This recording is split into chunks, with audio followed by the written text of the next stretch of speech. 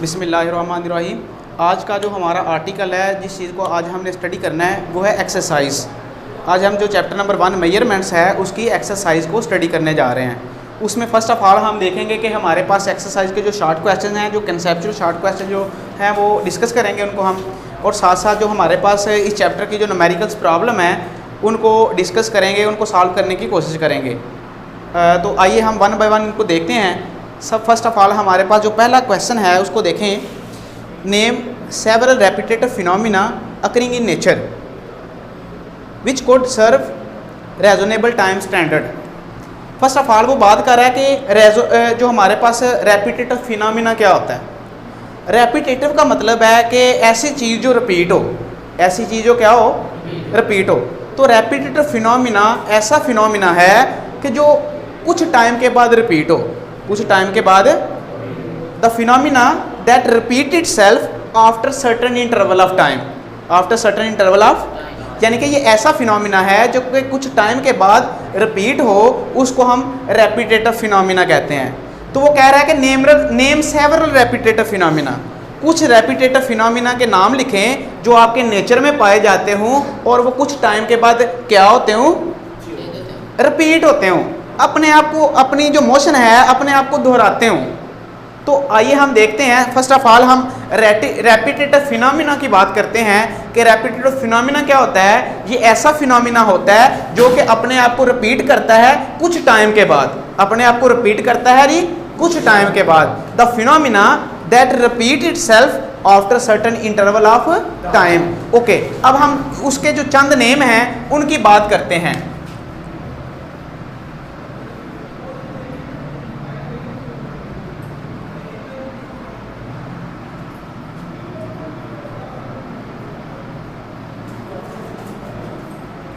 Name of several repetitive phenomena. Okay जी, number 1 is, अब देखें जो हमारी अर्थ है ये दो काम कर रही है। एक तो जो सूरज है, जो सन है, उसके अराउंड ये रिवॉल्व कर रही है, ऑर्बिटल मोशन कर रही है। क्या कर रही है जी, ऑर्बिटल मोशन। दूसरा ये कर रही है कि स्पिन मोशन कर रही है, अपने ही एक्सिस के गिर्द रोटेट कर रही है। बात की समझ आ रही है। तो हर 24 आवर्स के बाद, 24 घंटों के बाद जो ज़मीन है वो एक स्पिन मोशन कंप्लीट करती है, एक चक्कर अपने ही एक्सिस के गिर्द क्या करती है, वो मुकम्मल करती है। तो हर दिन जो है वो हर 24 आवर्स के बाद अपने आप का वो जो मोशन है उसको रिपीट कर रही है। तो ये भी हमारे पास रेपिटेटिव फिनोमिना हुआ ना। अच्छा, रेपिटेटिव फिनोमिना में हमने देखना है दूसरा हमारे पास इसकी जो एग्जांपल आएगी वो है सूरज का तलू होना और सूरज का गरूब होना। हर रोज सूरज गरूब भी हो रहा है और सूरज तलू भी हो रहा है। Sunset and sunrise, sunset and. तो सबसे पहले बात करते हैं अर्थ revolve around, earth revolve around its on axis, earth revolve around its, earth revolve around its on axis, यानी कि अपने ही एक्सिस के गिर्द वो रोटेट कर रही है। ये भी रेपिटेटिव फिनोमिना है, रिपीट हो रहा है। दूसरे की हमने बात की है, कौन सी बात की है हमने दूसरे की, sunrise and sunset.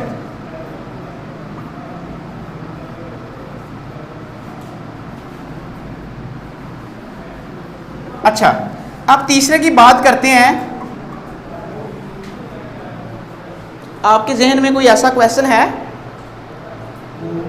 Latest vibrations, जो एटम होता है उसके अंदर जो हमारे पास किसी भी मॉलिक्यूल के अंदर जो एटम्स होते हैं वो लेटेस्ट वाइब्रेशंस कर रहे हैं। क्या कर रहे हैं, अपनी मेन पोजीशन के around two and fro motion कर रहे हैं और वो रेपिटेटिव फिनोमिना कर रहे हैं, बार बार वो मोशन रिपीट हो रही है, तो लेटेस्ट वाइब्रेशन भी कहेंगे।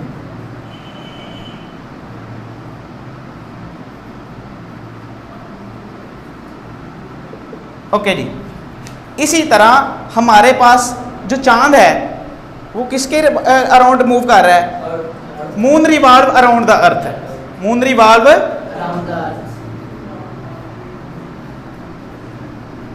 मून रिवॉल्व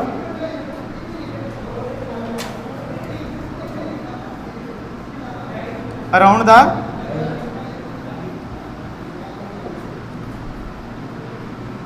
ओके जी। अब ये तो उसने कहा था कि 2 नेम जो है वो बताने हैं, तो हमने यहाँ पे 4 जो एग्जांपल्स हैं वो हमने डिस्कस की हैं। फर्स्ट ऑफ ऑल हमने डिस्कस किया है जो हमारी ज़मीन है वो जो अपने ही एक्सेस के गिर्द मूव करती है, एक चीज़। दूसरी हम यहाँ पे एग्जांपल ये भी मेंशन कर सकते हैं कि हमारी जो ज़मीन है वो अराउंड द सन भी मूव करती है। कितने दिनों में? 365 डेज़ में एक चक्कर, एक रेवोल्यूशन मुकम्मल करती है। बात की समझ आई है ना। फिर हमने बात की है चांद जो है वो ज़मीन के गिर्द मूव कर रहा है। फिर हमने बात की है लेटेस्ट वाइब्रेशंस की। फिर हमने बात की है sunset and sunrise की। इसके बाद एक और एग्जांपल है वो ये है हमारे पास कि चेंजिंग्स ऑफ वेदर, मौसमों का तब्दील होना। मौसम बहार है, मौसम ख़ज़ा है, मौसम गर्मा है या मौसम सरमा है, वो भी अपने एक ख़ास वक़्त के बाद आते हैं, अपने ख़ास वक़्त के बाद आते हैं। अच्छा, यहाँ पे ना एक चीज़ और भी बात करता हूँ। उसने कहा कि जिसमें टाइम स्टैंडर्ड हो, जिसमें टाइम क्या हो? स्टैंडर्ड। हमने ये उन एग्जांपल्स की बात की है कि जिसमें टाइम स्टैंडर्ड है, जिसमें टाइम क्या है? स्टैंडर्ड है। फॉर एग्जांपल जो अर्थ रिवॉल्व कर रही है 24 आवर्स में वो एक चक्कर मुकम्मल कर रही है। 365 डेज़ में अर्थ जो है वो अराउंड द सन वो मूव करती है। इसी तरह हमारे पास मुख्तलिफ वेदर्स हैं वो अपने एक ख़ास ड्यूरेशन के बाद आते हैं। तो जो टाइम को हमने स्टैंडर्ड कर दिया कि जिसमें टाइम चेंज नहीं हो रहा, स्टैंडर्ड की बात जब कर रहे हैं तो जिसमें टाइम चेंज तो हमने वो रेपिटेटिव फिनोमिना लेने हैं जिसमें टाइम चेंज नहीं हो रहा। तो these are the 4 repetitive phenomena that repeat itself after certain interval of time. बेटा बात की समझ आ गई है जी बेटा? ओके जी। इसके बाद हम बात करते हैं क्वेश्चन नंबर 2 की। Give the drawbacks to use the period of simple pendulum as a time standard. हमारे पास जो सेकंड क्वेश्चन है उसमें वो बात कर रहा है ड्रॉबैक्स की। कहता है वो कौन से नकाइस हैं, वो कौन से ड्रॉबैक्स हैं कि हम सिंपल पेंडुलम का जो टाइम पीरियड है उसको स्टैंडर्ड नहीं लेते। जो टाइम पीरियड है सिंपल पेंडुलम का उसको स्टैंडर्ड नहीं लिया जाता, क्या वजह है इसकी? तो उसकी बेटा जो मेन वजह है उसको देखते हैं। फर्स्ट ऑफ ऑल ये हमारे पास ये एक सिंपल पेंडुलम है, राइट जी। जब हम इसको यहाँ पे ला के छोड़ते हैं तो ये वाइब्रेशंस करता है अराउंड द मीन पोजीशन।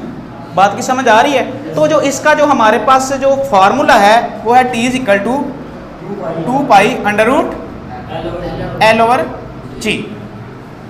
अब देखें उसने कहा, क्वेश्चन पूछ रहा है, वो क्वेश्चन ये है कि हम टाइम पीरियड को स्टैंडर्ड क्यों नहीं लेते।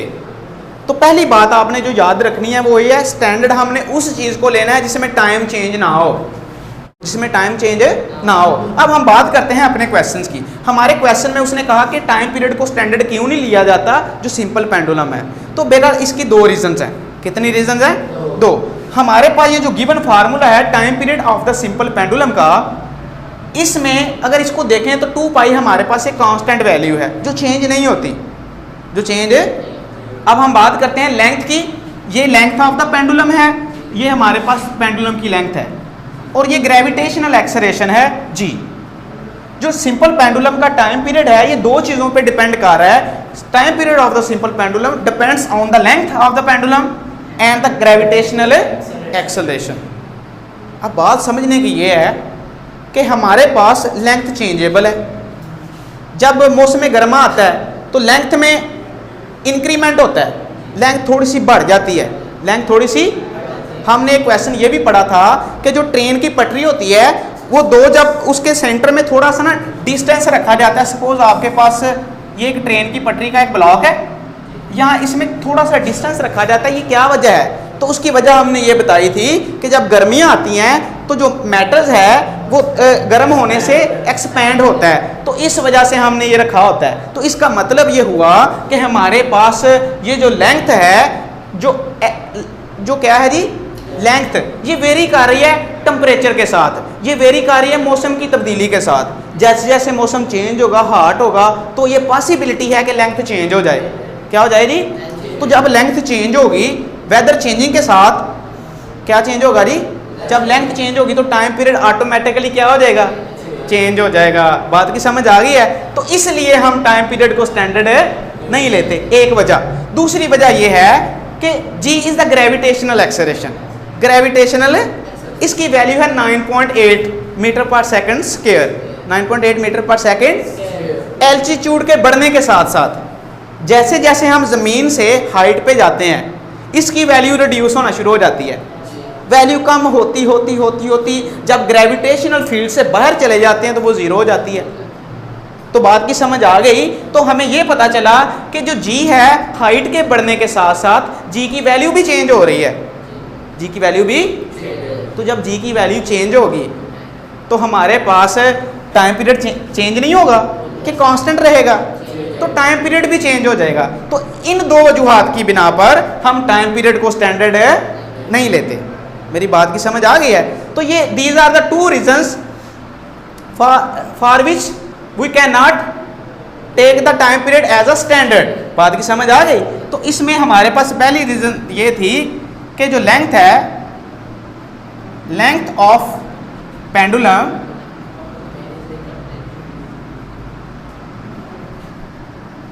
चेंज विद टेम्परेचर, यहां ब्रैकेट में लिख दें due to weather changes, due to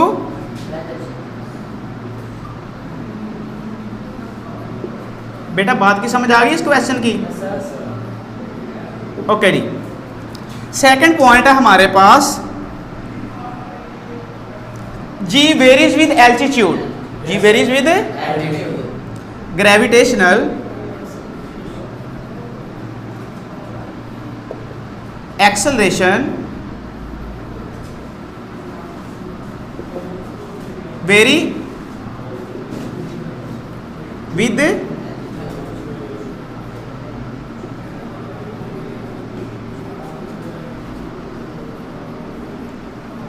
right बेटा? yes, तो हमें समझ आ गई कि इस वजह से जी के चेंज होने की वजह से, लेंथ के चेंज होने की वजह से हम टाइम पीरियड को स्टैंडर्ड नहीं लेते। ओके, क्लियर है ये क्वेश्चन? ओके, अब बात करते हैं थर्ड क्वेश्चन की। Third question is that why do we find it useful to have two units for the amount of substances kilogram and the mole. हमारे पास जो क्वेश्चन है वो ये है कि हम मोल और किलोग्राम को हम कहाँ पे यूज़ करते हैं, यूज़फुल कैसे बना सकते हैं, कहाँ पे इसको हम स्टडी करते हैं, किन वैल्यूज़ में हम इनको लेते हैं। तो हमारे पास दो की उसने बात की है। एक बात की है उसने मोल की, दूसरी बात उसने की है किलोग्राम की। तो इन दोनों को वन बाय वन हम देखते हैं। बेटा जब हम बात करें ना पार्टिकल्स की, किसकी बात करें? जब पार्टिकल्स की बात करेंगे तो हम मोल को स्टडी करेंगे। किसको स्टडी करेंगे? जब नंबर ऑफ पार्टिकल्स की किसी एटम के, the number of particles in hydrogen atom, the number of particles in oxygen atom. जब हम पार्टिकल्स की बात करेंगे तो हमारे पास मोल आएगा। तो हम मोल में ये भी देखते हैं कि एक मोल में कितने एवोगैड्रो नंबर होते हैं, कितने होते हैं? वैसे एक मोल में हमारे पास एवोगैड्रो नंबर को Na से डिनोट किया जाता है 6.02 10 टू रेज 23। ओके जी, ये हमारे पास एक मोल में इतने एवोगैड्रो नंबर्स होते हैं। तो मोल को स्टडी किया जाता है नंबर ऑफ, जब सॉरी मोल तब आता है जब नंबर ऑफ पार्टिकल्स को स्टडी किया जाए। अब हम बात करते हैं किलोग्राम की। जो किलोग्राम कंसर्न द क्वांटिटी, किसके साथ कंसर्न है जी? जब हम कोई क्वांटिटी लेते हैं कि मिसाल के तौर पे मेरे पास एक डस्टर है, उसकी इतनी क्वांटिटी है, वो इतने ग्राम का है। तो जब क्वांटिटी की बात की जाए, मैस की बात की जाए, तो हमारे पास यूनिट क्या आएगा? किलोग्राम। तो पता चल गया मोल कहाँ पे लेंगे हम और किलोग्राम कहाँ पे लेंगे। बात की समझ आ गई है? ओके जी। नेक्स्ट क्वेश्चन जी। 3 students measure the length of needle with a scale on which minimum division is 1 millimeter. minimum division कितनी है? स्केल का लीस्ट काउंट।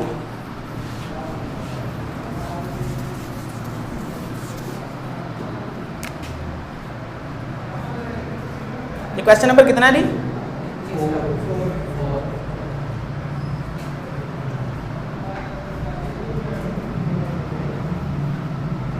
कितना मीटर रॉड? कितना है जी? 1 मिलीमीटर। ये लीस्ट काउंट है जो हमारे पास मीटर रॉड होता है वो कम से कम जो पैमाइश कर सकता है 1 मिलीमीटर की कर सकता है। लीस्ट काउंट मिनिमम हमारे पास जो वैल्यू को मेजर करने वाली जो हमारे पास रीडिंग है मीटर रॉड की वो है 1 मिलीमीटर, यहाँ तक वो सही पैमाइश कर सकता है। कहता है 3 स्टूडेंट्स हैं वो नीडल की लेंथ को मेजर करते हैं, ठीक है। एक स्टूडेंट लेंथ को मेजर करता है कितनी है, लिखवाएं जी, 0.2145 मीटर। सेकंड स्टूडेंट जो है वो लेंथ को मेजर करता है 0.21, ठीक है, मीटर। और थर्ड वाला हमारे पास जो है वो लेंथ को मेजर करता है 0.214 मीटर।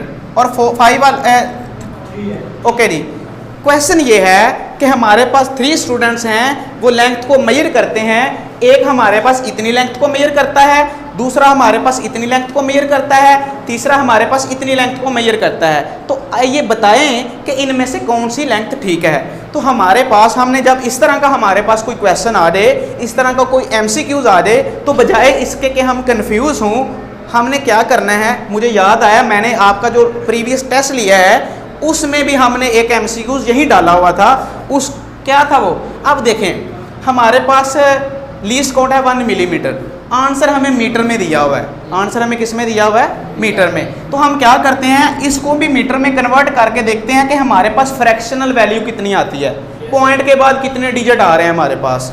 तो 1 मिलीमीटर को कन्वर्ट करें हम मीटर में, तो कैसे करेंगे इसको, 1 मिलीमीटर को मीटर में कन्वर्ट करें ज़रा, 1 डिवाइडेड बाय 1000, तो कितना आएगा 0.001 मीटर। क्लियर बेटा जी। पॉइंट के बाद हमारे पास कितने डिजिट्स आ रहे हैं, 001। बात की समझ आ गई है। तो मुझे ये बताएं इनमें से कौन सी ऐसी वैल्यू है कि जो मीटर में पॉइंट के बाद 3 डिजिट्स में आ रही है। तो इसका मतलब है ये वाली वैल्यू है जो पॉइंट्स के बाद 3 डिजिट्स में आ रही है, क्योंकि हमने कन्वर्ट किया तो हमें वहाँ से जो है पता चल गया है। तो हमारे पास ये जो वैल्यू होगी, ये नीडल की जो हमारे पास मेजरमेंट होगी, ये करेक्ट होगी। बात की समझ आ गई है। ओके जी, अब नेक्स्ट क्वेश्चन पे चलते हैं जी। The period of simple pendulum is measured by stopwatch. कहता है जो टाइम पीरियड है सिंपल पेंडुलम का, उसको किससे मेजर किया जाता है, स्टॉप वॉच से। ओके, कहता है what type of error are possible in the time period.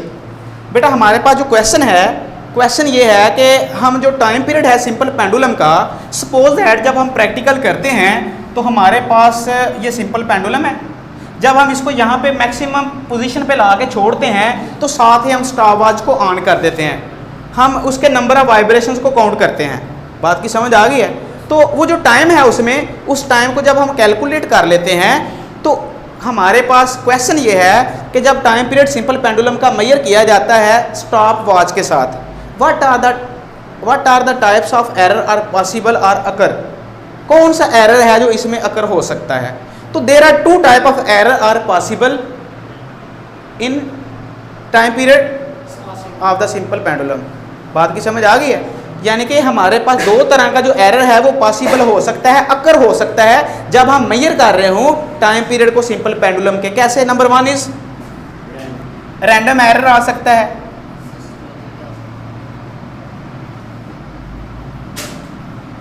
Number 2 कौन सा एरर पॉसिबल हो सकता है जी, systematic error.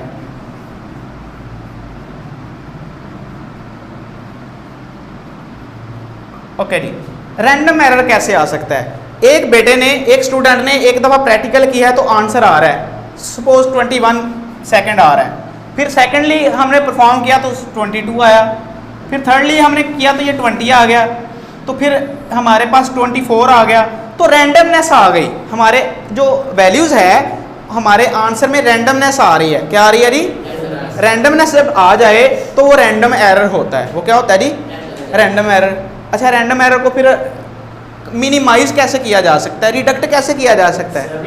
We can take a average value, mean value लेके, एवरेज वैल्यू लेके हम इसको मिनिमाइज कर सकते हैं। बात की समझ आ गई है। जितनी दफ़ा आपने एक्सपेरिमेंट परफॉर्म किया है वो वैल्यूज़ को उतनी दफ़ा प्लस करके उतने पे डिवाइड कर दें। बात की समझ आ गई है। ओके जी, नेक्स्ट है सिस्टमैटिक एरर। हो सकता है हमारी जो स्टॉप वॉच हो उसमें प्रॉब्लम हो, हमारा सिस्टम ही ख़राब हो, फॉल्टी ऑफ तो ये 2 चीज़ें हैं।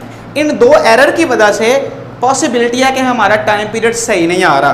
तो बात की समझ आ गई है। तो there are two type of error are possible to measure the time period of simple pendulum by stopwatch. Clear हो गया। नेक्स्ट क्वेश्चन है हमारे पास, find the dimension of pressure and density. तो अभी हम प्रेशर और डेंसिटी की जो डायमेंशंस हैं वो फाइंड करते हैं। तो dimension of pressure and density, okay, one by one हम दोनों को फाइंड करते हैं। सबसे पहले हम बात करते हैं प्रेशर की। प्रेशर को पीट से डिनोट किया जाता है और इसका फार्मूला होता है force per unit area. Force per unit area is called pressure. तो हमारे पास इसकी डायमेंशन के लिए बात करते हैं। प्रेशर की डायमेंशन है, फर्स्ट ऑफ ऑल हम फोर्स को इसके यूनिट फार्मूला में कन्वर्ट करते हैं। फोर्स F=ma और ये एरिया। अब हम इसके यूनिट्स की बात करते हैं। We can measure mass in kilogram, acceleration in meter per second square and area in meter square, length multiply by width. Area जो है इसका फार्मूला होता है लेंथ मल्टीप्लाई बाय विड्थ। तो हमारे पास इसके यूनिट आ जाएंगे मीटर स्क्वायर। ओके, अब हम इसकी डायमेंशंस की बात करते हैं प्रेशर की। तो हमारे पास we can measure kilogram, kilogram is the unit of mass और metre is the unit of length, second is the unit of time t-2 और हमारे पास नीचे मीटर स्क्वायर है तो metre is the unit of length L square. Okay जी। तो next step हमारे पास है, उसमें हम क्या करते हैं कि m L t-2 और ये जो L स्क्वायर है इसको जब हम ऊपर लेके आते हैं तो ये L-2 इसकी पावर हो गई है। तो हमारे पास एक्सपोनेंशियल सेम है तो पावर ऐड होगी। मैथ का जो रूल है वो ये है कि हमारे पास दो एक्सपोनेंशियल अगर सेम है तो उनकी पावर जो है वो ऐड अप हो जाएगी। तो हमारे पास ये जो इसके रिजल्ट्स आएंगे तो डायमेंशन ऑफ प्रेशर हमारे पास आ जाएंगे ML-1 t-2 यानी कि ML inverse t- square inverse. Okay जी, हमारे पास ये डायमेंशन ऑफ द प्रेशर। अब हम बात करते हैं dimension of the density. Density को रो से डिनोट किया जाता है, इसका फार्मूला होता है मैस पर यूनिट वॉल्यूम। ओके, तो डायमेंशन की बात करते हैं। जो मैस है इसको मेजर किया जाता है किलोग्राम में और जो वॉल्यूम होता है वो होता है एरिया मल्टीप्लाई बाय हाइट या विड्थ इसको भी कहते हैं। तो ये हमारे पास ये जो वॉल्यूम है इसका फार्मूला होता है एरिया मल्टीप्लाई बाय हाइट और length multiply by width multiply by height. हमारे पास ये आ जाएगा मीटर और इसका भी यूनिट मीटर। तो हमारे पास आंसर आया मीटर क्यूब। तो हमारे पास जो वॉल्यूम है इसके यूनिट आ गए metre cube. Okay, next step is kilogram. Metre cube को हम ऊपर ले जाते हैं तो m की पावर -3। अब इसकी डायमेंशंस की बात करते हैं। We can measure kilogram mass और जो किलोग्राम है ये मैस का यूनिट है। अब ये जो मीटर है ये L-Q, ये हमारे पास unit dimension of the density. तो इस क्वेश्चन में हमने देखा कि हमारे पास जो प्रेशर है और डेंसिटी है उसके डायमेंशंस क्या हैं। तो दोनों के डायमेंशन हमने वन बाय वन फाइंड किए हैं। नेक्स्ट जो हमारे पास क्वेश्चन है, दो क्वेश्चन हम उसने दी हुई हैं। नेक्स्ट क्वेश्चन कहता है F=v लैम्डा और F=v/लैम्डा। इनमें से कौन सी इक्वेशन जो है वो करेक्ट है, करेक्टनेस है। Whose equation is dimensionally correct, whose equation is dimensionally correct.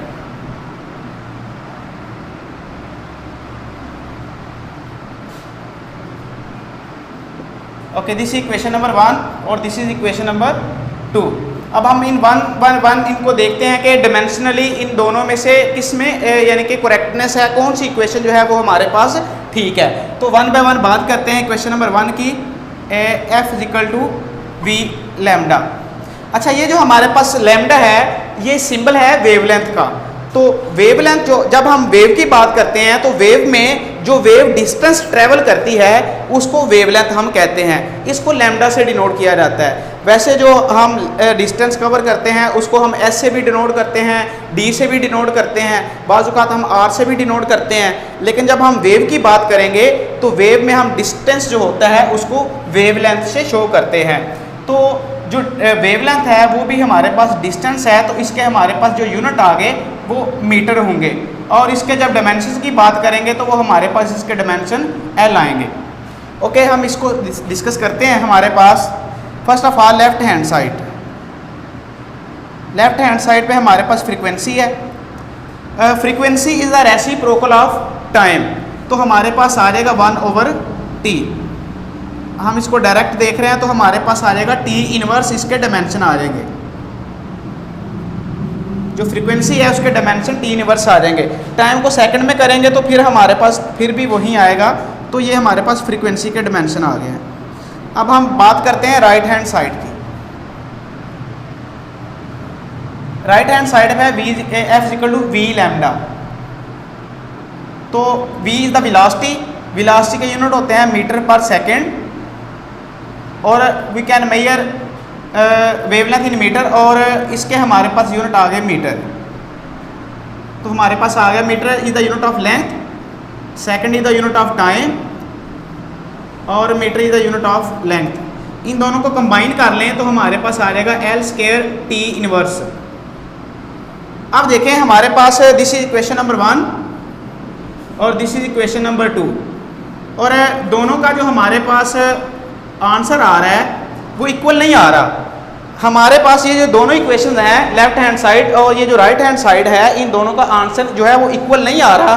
तो हम कह सकते हैं left hand side not equal to right hand side. So this equation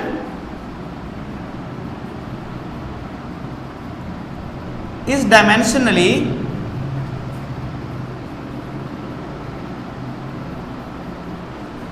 incorrect।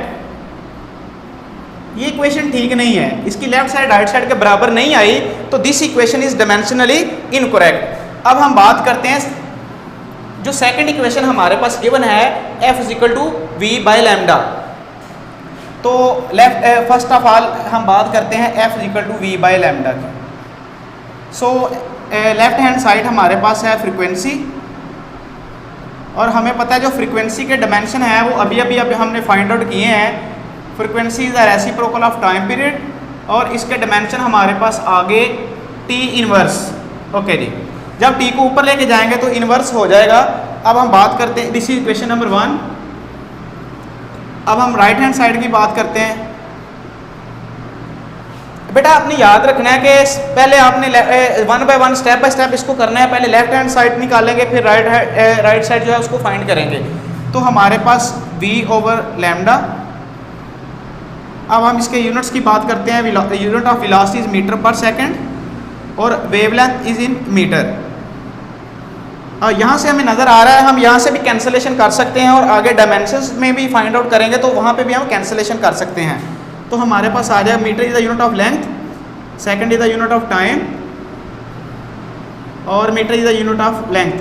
तो ये वाले जो डायमेंशन है इनसे कैंसिल हो जाएंगे, तो हमारे पास जो रिमेनिंग आंसर आएगा वो होगा t इनवर्स। v/λ के डायमेंशन हमने निकाले हैं t inverse. This is equation number 2। अब यहाँ पे देखें हमारे पास ये जो इक्वेशन 1 है इक्वेशन 2 के इक्वल आ रही है, तो हम यहाँ पे लिख सकते हैं so hence prove that left hand side equal to right hand side, और एक लाइन आपने यहाँ पे नीचे लिख देनी है, the equation number 2 is dimensionally correct. This equation is dimensionally correct.